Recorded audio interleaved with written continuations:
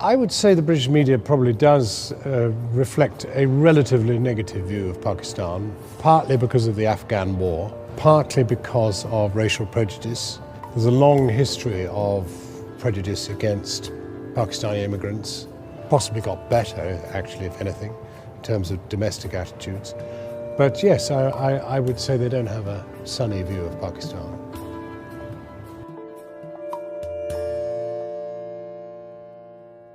You know, 9/11 was a pretty devastating moment for the world and for Islam and for perceptions of the Muslim faith. I would describe most American news as ambulance chasing. Basically, it's extremely domestic. Very few people in America would have much idea about Pakistan, whatever the media have to say about it. America is its own world. They've got their own deserts, valleys, mountains, ice caps. So they don't sort of need the rest of us. And so they live within this cocoon. And therefore, trying to discuss Pakistan or even Afghanistan, where they have hundreds of thousands or tens of thousands of troops, is not easy. I think Britain, because it's a tiny place, which has enjoyed an enormous empire in the past, is much more at ease with discussing international issues and international events. And we have a much more diverse population in a funny sort of way. And therefore, there is much more information about what's going on in foreign parts. We have a huge Pakistani diaspora here, and therefore it's perfectly reasonable that we should invest in Pakistan. Our two-way relationship is pretty key.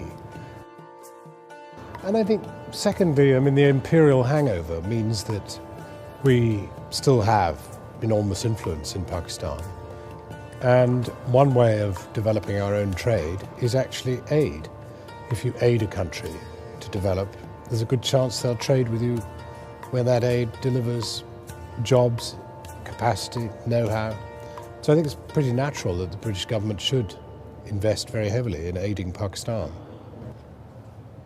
It's a troubled country because it's right on the frontier of Western interests in Afghanistan, and I think that's made life very difficult. It's also a country which has suffered natural disasters, earthquakes, floods, and is also to some extent a victim of the division of India and Pakistan back at the end of the 1940s, which probably wasn't done in the most brilliant way imaginable.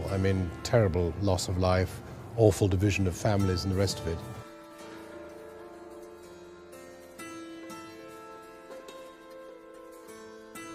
Undoubtedly, Western interference in the region generally, from Iraq right through to Pakistan, has made life very difficult.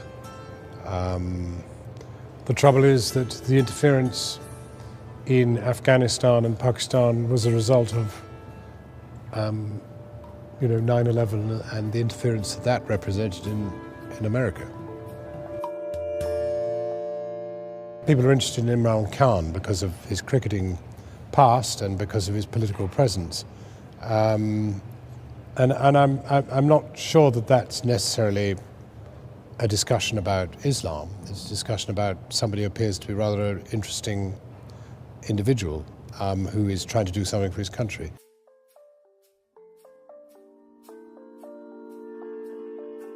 I think we do get coverage of other things, natural disasters, the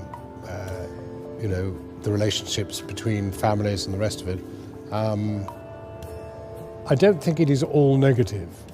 To be honest, I'd have said the greatest criticism of news coverage of Pakistan is there isn't enough.